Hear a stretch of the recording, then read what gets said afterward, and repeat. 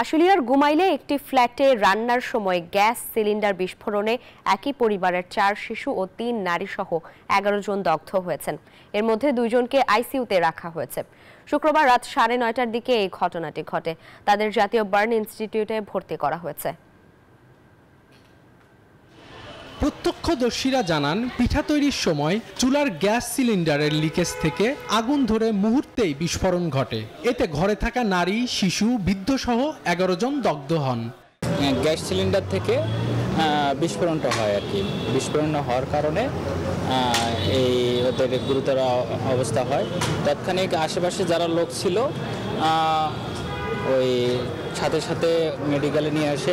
এরপর দগ্ধদের দ্রুত স্থানীয় হাসপাতালে নেওয়া হয়। পরে তাদের রাত 12:30টার দিকে জাতীয় বার্ন ও প্লাস্টিক সার্জারি ইনস্টিটিউটে স্থানান্তর করা হয়।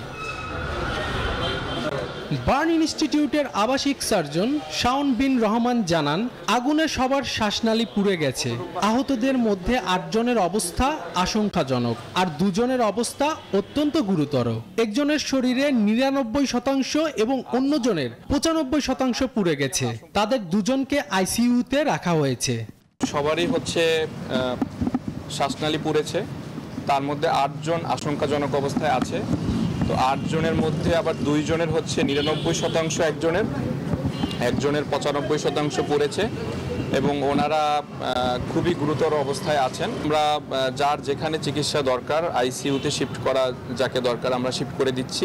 হাসপাতালের চিকিৎসক জানান, আশঙ্কাজনকদের অবস্থা পর্যবেক্ষণ করা হচ্ছে এবং সর্বোচ্চ চিকিৎসা সেবা দেওয়া হচ্ছে।